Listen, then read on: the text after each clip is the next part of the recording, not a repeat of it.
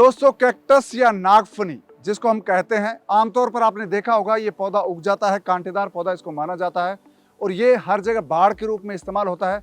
लेकिन अगर आप इसकी खेती करते हैं, फार्मिंग करते हैं, तो ये बहुत ही ज़बरदस्त पौधा है और ये उन इलाकों की किस्मत बदल सकता है जहाँ पर बारिश बहुत कम होती है, जहाँ पर पानी नहीं है और जहाँ पर पशुओं के लिए चारे की बहुत कमी है। ये वैरायटी है, ब्राज़ील की वैरायटी है। ये मध्य प्रदेश का इकार्डा संस्थान है जो सीहोर में है, अमला जगह है। यहाँ पर आकर आप इस वैरायटी को ले सकते हैं। आप ऑनलाइन या वेबसाइट के जरिए भी इनसे कांटेक्ट कर सकते हैं। लेकिन ये वैरायटी के फ़ायदे क्या हैं, ये सबसे पहले आपको बता दूं। इस वैरायटी को अगर आप 1 हेक्टेयर में उगाते हैं तो आप इससे 400 टन बायोमास हासिल कर सकते हैं। यानी कि 400 टन 1 हेक्टेयर में आप हरा चारा उत्पन्न कर सकते हैं और ये उन इलाकों के पशुओं के लिए एक नई तरह से जीवनदान की तरह होगा। जो पशु अकाल के वक्त उनकी मौत हो जाती है और चारे के रूप में वो बहुत मुश्किलों का सामना करते हैं, पशुपालक और किसान। और ये जो नागफनी है, कैक्टस है, इसका इस्तेमाल सिर्फ पशु चारे के रूप में नहीं होगा। आप इससे बायोमास भी बना सकते हैं, यानी कि मीथेन गैस के रूप में इसका इस्तेमाल कर सकते हैं। इसके फल हैं वो इंसान खा सकते हैं, बहुत न्यूट्रिशियस होते हैं, बहुत स्वादिष्ट होते हैं। इसके अलावा एक चीज़ और बताऊं आपको, आप इसका इस्तेमाल कमर्शियली भी कर सकते हैं। इससे कॉस्मेटिक बनते हैं और बहुत सारे ऐसे सौंदर्य प्रसाधन बनते हैं और इसका लेदर भी बनता है। तो इसका कई कमर्शियल यूज़ है। अगर आप इसकी खेती करते हैं तो ये उन इलाकों के लिए बहुत ज़बरदस्त चीज़ है जहाँ पर बारिश नहीं होती, जहाँ पर पानी नहीं है, जहाँ पर दूसरी कोई फसल नहीं उगती है, वहाँ पर कैक्टस उगेगा। कैक्टस है दोस्तों, ये कितना काम का है और कैसे भारत की खेती की तस्वीर बदल सकता है, ये बता रहे हैं हमें सीहोर के इकार्डा संस्थान के रीजनल डायरेक्टर शिव कुमार अग्रवाल।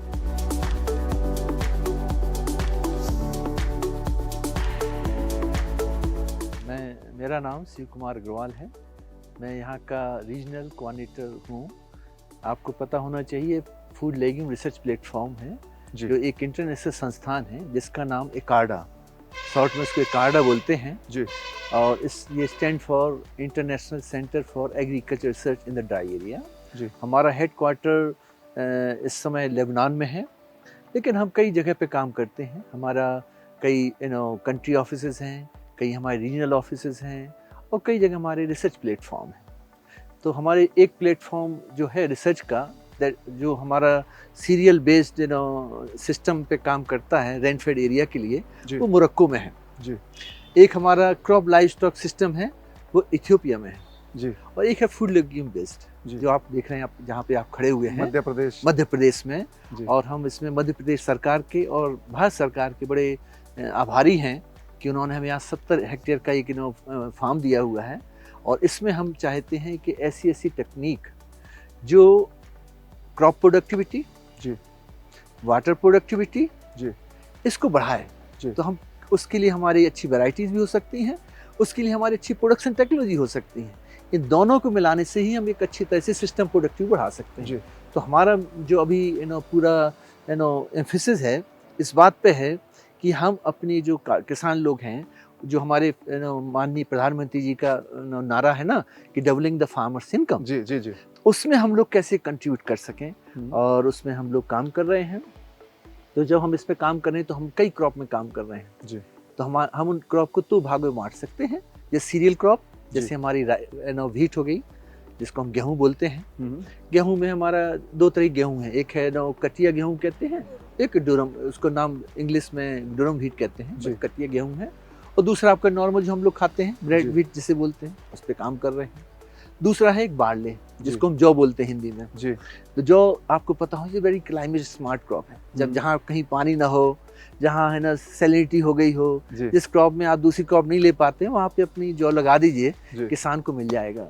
अब जौ के कई फायदे हैं, हम उसको है ना एज ए फूड कर सकते हैं, उसको हम एज ए फॉडर कर सकते हैं और एक तरह से डुअल पर्पज भी कर सकते हैं। फॉडर भी लें पहले कट से और दूसरे कट से हम उसे दाने भी लें जो हमारे किसी काम में आ सके। और उन दानों में भी 2 तरह के दाने हैं जी। एक दाने ऐसे हैं जिसको हम उसको प्रोसेस करके ऐसे फीड यूज कर सकते हैं जी। और दूसरे को हम क्या कर सकते हैं, माल्ट, आपको पता होना चाहिए माल्टोबा बच्चे खाते हैं नहीं, उसके लिए हम लोग कर सकते हैं। और साथ में माल्ट से बियर भी बनती है जी। माल्ट से कई प्रोडक्ट बनते हैं भाई, आप उसको तो हमें पता ही नहीं है, उसके इतने यूज हैं ना।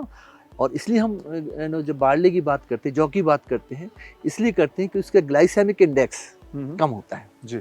इससे क्या होता है, जो हमारे देश में आपको पता होना चाहिए आधी पॉपुलेशन इस समय है ना आपकी क्या कहते हैं आपकी उससे ग्लूटेन उससे परेशान है हमारे ना ब्लड शुगर से जी। उसके लिए बड़ा अच्छी क्रॉप होती है जी। अब दूसरी ग्रुप ऑफ क्रॉप हैं उनको हम कहते हैं पल्सेस। जी। पल्सेस कहलाती हैं क्रॉप जो नेचर से लेती कम है देती ज़्यादा है जी। है ना जी। उनमें ज़्यादा प्रोटीन है। यदि हम उनको कंपेयर करें किसी भी सीरियल से तो 2 से 3 गुना ज़्यादा प्रोटीन देती हैं जी। और अच्छी बात है उनमें बहुत ज़्यादा दूसरे न्यूट्रिएंट्स हैं लाइक आयरन जी। है ना जिसको हम लोहे तत्व बोलते हैं ना जी। आयरन है, जिंक है, जी। मैग्नीशियम है, कैल्शियम है और हमारे शरीर को इन सब की ज़रूरत होती है जी। लेकिन जब हम एक ही तरह खाना खाते हैं तो कहीं ना कहीं ये चीज़ें छूट जा रही हैं जी। तो इसलिए हमारे पास खाना तो ज़्यादा है, फूड सिक्योरिटी तो है, न्यूट्रिशन सिक्योरिटी नहीं है क्योंकि एक कंपोनेंट्स में वैरायटी नहीं आता है। तो जो हमारी जो लेग्यूम क्रॉप है जिन्हें हम पल्सेस कहते हैं जिन्हें हम दाल कहते हैं तो उसमें हमें एक चना है, चना में हमारी जो है ना काबली चना है, देसी चना है, हमारी दूसरी मैसूर है, तीसरी हमारे पास है ना ग्रासपी जिसको हम त्योड़ा बोलते हैं हिंदी में। इन सब में प्रोटीन बहुत ज़्यादा है और साथ में आयरन जिंक है। तो इससे क्या होता है कि जब हम इनको उसके साथ गेहूं के साथ खाते हैं ना, हमारे के दाल भात खाएं तो स्वस्थ रहते हैं जी। हम इडली की बड़ी तारीफ करते हैं अगर उसमें आप देखें 3 भाग आपका सीरियल है और 1 भाग आपका ना दाल है उर्द की दाल यूज करते हैं।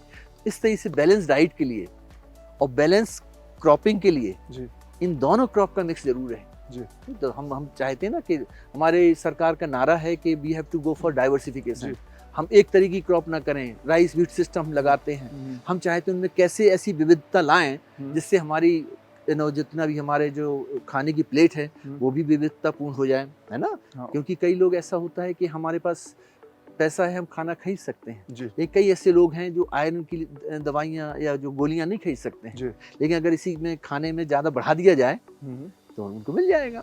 इस तरह से हम लोग काम करते हैं। तो हमारा पर्पज़ ये है जो संस्थान का कि हम कैसे अपने किसानों की लाइवलीहुड को स्ट्रेंथन करें, कैसे हम उसकी फूड सिक्योरिटी बढ़ाएं, कैसे हम देश की न्यूट्रिशन सिक्योरिटी बनाएं और कैसे हम कम से कम जो नेचुरल रिसोर्सेज हैं लाइक पानी कम से कम यूज करें क्योंकि बिना अब हमारे पास वो समय चला गया कि हम पानी कितना ही यूज करें। हमारे पास ज़मीन भी कम होती जा रही है, ऐसा नहीं कि साइज में कम हो गई लेकिन हमारी क्रॉप को मिलने वाली कमी हो गई क्योंकि वो बहुत एरिया हमारे कहीं दूसरी आवश्यकताओं में यूज होने लगा। पहले जो साइज सिटी का साइज होता था थोड़ा वो बढ़ता चला जा रहा है और जब वो बढ़ रहा है तो सबसे जो आपकी सबसे उपजाऊ जमीन है वो उसमें आ रही है ना। इस तरीके से देखते हुए हमें लगता है कि विविधतापूर्ण कृषि बहुत जरूरी है। विविधतापूर्ण तभी आएगी जब किसानों को पता हो कि उससे हमें फायदा है उसको लाइवलीहुड में फायदा होना चाहिए, उसकी अपनी उसकी जमीन में भी उपजाऊ क्षमता पड़नी चाहिए। इस पे हम लोग काम कर रहे हैं। सर एक कैक्टस जो यहाँ पर आपका है इसका क्या यूज़ हो सकता है फार्मर्स के लिए, क्योंकि ये बहुत कॉमन चीज़ है लेकिन इसका यूज़ बहुत कम देखा गया अब तक। आपने बहुत अच्छी बात पूछी है हमसे। जब हम लोग यहाँ पे आए थे तो कैक्टस पे हमारा कोई ध्यान नहीं था लेकिन जब हम यहाँ आए तो एक ऐसी व्यवस्था बनी कि कई ऐसी जगह हैं जहाँ पे हम दालों से भी कम पानी अवेलेबल है ना। ऐसे एडेड राजस्थान है जैसे जहाँ पे ऐसी डिग्रेडेड लैंड है जहाँ पे दूसरी क्रॉप ले ही नहीं सकते तो हम क्या करें। तो जब हमारे जो दूसरे वैज्ञानिक हैं जिसमें डॉक्टर नेहा जी भी हैं तो हम लोगों ने सोचा क्यों ना हम ऐसी क्रॉप को यहाँ पे लाएं जो कम से कम पानी में ज़्यादा से ज़्यादा बायोमास दे सकते हैं। ठीक है, तो उसकी वजह से ये कैक्टस, ऐसा नहीं कैक्टस पहले अपने यहाँ नहीं था, पहले भी था, हम उसे नागफनी बोलते थे है ना। वो हमारी बाढ़ के रूप में यूज किया जाता खेतों के बाहर, लेकिन वो उसमें कांटे हुआ करते, बड़े बड़े कांटे होते थे। तो कांटे होने से क्या है ना, हमारे यहाँ उसको तो पहले कहते थे ये पौधा नरक से आया हुआ पौधा है ना, लेकिन इविल आइज ना। तो इस पे बहुत किसान इसको अच्छा नहीं मानते थे, लेकिन जब हम लोगों ने इस पे काम किया तो हमने देखा ये जो हमारी जो नागफनी है जिसे आप कैक्टस कहते हैं, स्पाइनलेस कैक्टस, इसमें आप देखिए कांटे नहीं है ना। जी। जिसमें कांटे ना होने से जो बात थी हेजिटेशन वो खत्म हो गया। तो हमने देखा इसको फॉडर वाला है ना, जानवरों को खाने के रूप में से दिया जा सकता है, क्योंकि एक बार लगा देने से 25 साल तक ये आपको बायोमास देता रहता है। 25 साल तक, 25 साल लाइफ रहेगी इसकी। 25 साल जी। आप इसको काटते रहिए, अपने जानवर को खिलाते रहिए, जी। लेकिन एकदम नहीं खिलाना कि पूरा यही खिला देना है। जी। इसको खिलाना है कि आप जैसे जो भी खाना खिला रहे थे उसका 25% इससे रिप्लेस कर दो। चौथा हिस्सा इसका। चौथा हिस्सा। जी। जब हम चौथा हिस्सा करते हैं तो एक तो उसका खाना स्वादिष्ट हो गया, बड़ा अच्छा हो गया। एक और बात हुई कि जब पशु जो है, जो ये जब नागफनी के साथ खाता ना, तो उसकी प्यास कम लगती है, वो कम पानी पीता है। कई बार ऐसा समय आता है जब पानी बहुत अवेलेबल नहीं होता है, गर्मी के मौसम में जी। तो ये उसकी पानी की पूर्ति कर रहा है और साथ में उसके खाने की पूर्ति कर रहा है जी। फिर जब इस पे बात हुई तो ये लगा फॉडर तो एक पार्ट है, लेकिन इसके और भी यूज है। इसका फ्रूट, इसका जो फल है जी। वो बहुत ही टेस्टी है, बहुत ही सुंदर फल होता है, बहुत ही स्वादिष्ट फल होता है जी। कई देशों में, जैसे मोरक्को है, ट्यूनीशिया है, मैक्सिको है, कई कंट्री में ऐसे उसको खाते हैं। इवन इसकी जो ये क्लेडोट्स है, ये भी एज ए सलाद खाते हैं, यूज कर सकते हैं जी। और तो देखा इसको, ये कहीं ना कहीं फूड के लिए भी है, फॉडर के लिए है। दो और इम्पोर्टेंट चीज हुई जी। ये बहुत अच्छा बायोफ्यूल और फर्टिलाइजर भी बहुत अच्छा है जी। फ्यूल कैसे है, इसको जब हम लोग डाइजेस्ट करते हैं तो इससे बहुत ज्यादा मीथेन निकलती है। आपने तो गोबर गैस प्लांट के बारे में सुना ही होगा, जी जी, है ना जी। उसकी जगह, गोबर की जगह इसको हम फीड करते हैं जी। तो इससे कई मीथेन निकलती है। उसमें हमारा काम चल रहा है, हम नेहा जी काम कर रही हैं उसमें, तो हम लोग उसमें देखना चाहते हैं हम उसकी जो क्वालिटी ऑफ गैस है, क्वालिटी ऑफ गैस को कैसे इम्प्रूव करें जी। ताकि ये कॉमर्शियली वायबल हो। और उसके लिए हमारे कई संस्थानों से बात चल रही है, और जब ये हो जाएगा तो इस पर हमारी जो गवर्नमेंट ऑफ इंडिया है, उसकी जो मिनिस्ट्री ऑफ रूरल डेवलपमेंट है, इस पर बहुत जोर दे रहे हैं कि हम इसको ऐसी रिग्रेटेड लैंड में ले जाएं और as a crop for 4F जी, food, fodder, fuel and fertilizer जी, 4 तरीके से यूज कर 4 तरीके से यूज कर सकते हैं। और जब हम इसको बायोफ्यूल की तरह करेंगे तो इससे जो निकलेगा उसका वेस्टेज, इसको जब आप खाद के लिए तैयार हो जाता है जी। तो ये तो ऐसी चीज है जिससे आप जहाँ आप कुछ नहीं ले सकते इसको ले लो और इसको 4 तरीके से यूज करिए जी। तो कौन सी वैरायटी किसान उगाए इसकी जिससे कांटे कम हो, और कौन सी वैरायटी आपने डेवलप की है जो किसानों को रिकमेंड करेंगे आप? जहाँ तक हमारे संस्थान की बात है तो हम इस पे बहुत ही काम ऐसा नहीं किया है कि हमने वैरायटी डेवलप करी है जी। हमने क्या किया है कि जो हमारा जो इंटरनेशनल संस्थान है, अंतर्राष्ट्रीय संस्थान है, हम कई कंट्री में काम करते हैं जी। तो हमने देखा कि जहाँ पे अच्छी प्रजातियां हैं उनको हमने अपने यहाँ पे लाए, तो हम इंडिया में लाए। तो यहाँ पे हमने 70 के आसपास जो डिफरेंट ब्राज़ील से आई हुई है, शायद यहाँ पे जो लगी हुई है ज़्यादातर ब्राज़ील की लगी हुई है जी। लेकिन इसके अलावा ब्राज़ील के अलावा ट्यूनीशिया से आई हैं, जॉर्डन से आई हैं, इटली से आई हैं, इन जगह से इनको जर्म प्लांट लगाया है। तो हमने पहले इसकी क्या देखी, एडेप्टेबिलिटी, क्या हमारे जो हमारे यहाँ की जलवायु है क्या उसमें ये इसमें ग्रो हो सकती है। तो आप देख रहे हैं अपने सामने कि इनको बड़ा अच्छा तरीके से कितनी जेनेटिक वेरिएबिलिटी है, कुछ छोटी हैं कुछ बड़ी हैं, है ना। तो कई बायोमास इनमें कई ऐसी हैं जो 200 टन बायोमास देती हैं, कुछ ऐसी हैं 400 टन बायोमास देती हैं जी। और जो दूसरी कंट्री में है और जो रिपोर्टेड है इवन 1000 टन तक देती हैं जी। 1000 टन बायोमास होना कोई इस अपने आप में बहुत बड़ी बात है जी। तो कितना एरिया, कितने साइज में जो आप बता रहे हैं, ये अमाउंट जो आप बता रहे हैं क्वांटिटी? ये हम 1 हेक्टेयर की बात कर रहे हैं, 1 हेक्टेयर में। अब उसमें ये तरीका है कि वो हम जब 1000 की बात या 400 टन की बात करते हैं तो उसमें कौन सी तरह से कैसे लगाएं वो बहुत इंपॉर्टेंट हो जाता है जी ना। जैसे हमने यहाँ पे देख रहे होंगे कि जो भी प्लांट लगाए हैं 1 मीटर और 2 मीटर के गैप में लगाए हैं जी। तो इसके मतलब 1 हेक्टेयर में 5000 प्लांट ले सकते हैं जी। तो उन 5000 से और उसमें बिना पानी खाद के तो आप उतना नहीं ले सकते हैं। तो उसमें आपको 50 टन मिलेगा, को 80 टन मिले या 100 टन मिलेगा जी। लेकिन जब इनको क्लोज प्लांटिंग करते हैं तो उसकी उपज बढ़ना शुरू हो जाती है। देन जब आप कॉमर्शियल लेवल पे ले जाते हैं तो इसमें आप खाद भी देते हैं जी, पानी भी देते हैं। जब देते हैं तो देखते हैं कि शुरू में जब ये बढ़ना शुरू हो जाता है, एक बार स्टेब्लिश हो गया तो ये आपको फिर 300 टन भी दे सकता है, 400 टन भी दे सकता है। ये तो एक पूरी एक पैकेज है जी, एग्रीकल्चर पैकेज है। हम उसमें एक चीज हटा दें तो हर चीज उसको कम हो जाएगी, है है ना। इसीलिए तो यहाँ पे हमारा जो वैज्ञानिक तरीके से इसको बताने का तरीका ये है, ताकि जो हमारे किसान भाई हैं अगर इसको अडॉप्ट करते हैं तो उनको हम एज ए पैकेज बताएंगे कि आप कैसे करें जी, ताकि आप उसका एडवांटेज ले सकें, ताकि उसका फ़ायदा ले सकें। तो ये एक ऑप्शन है किसानों के लिए। तो किसान आपसे कांटेक्ट कर सकते हैं इकार्डा से? बिल्कुल, हम यहाँ पे जो है वो किसानों के लिए हैं। जी इनफैक्ट यदि किसान कहे हमें तुम्हारा कुछ ही चाहिए तो हमारे यहाँ कुछ नहीं बचेगा ना। जी ये जो कुछ भी है सब उनके लिए है। जी। तो यहाँ पर आके सीहोर में, मध्य प्रदेश, हाँ, यहाँ पे आइए। और हमारे देखिए, जब हम भारतवर्ष में काम कर रहे हैं, हम कभी अकेले काम नहीं करते हैं। जी हमारे भारतीय जो सिस्टम है जी। उसके पार्टनर्स हमारे साथ होते हैं। जैसे अगर आप झांसी में जाएंगे जी तो वहाँ पे एक IGFRI है, जी Indian foreign and grassland research institute जी ना। तो उनके साथ हम काम कर रहे हैं, तो वहाँ से भी ये सब मिल जाएगा। यही सब वहाँ पे लगा रखे हैं हम लोगों जी। ने। उन्होंने भी बहुत अच्छा काम किया है। चूँकि वो फॉडर पे काम करें तो उनके यहाँ बहुत एनिमल्स हैं। जी जब एनिमल्स हैं तो उन्होंने कई तरह से उसमें देखा कि फॉडर, अगर इसको फॉडर यूज करना है तो कैसे करें, जी। किस अनुपात में करें और किस समय इसको काटें। जी। तो उन्होंने पूरी एग्रोनॉमी तैयार करी।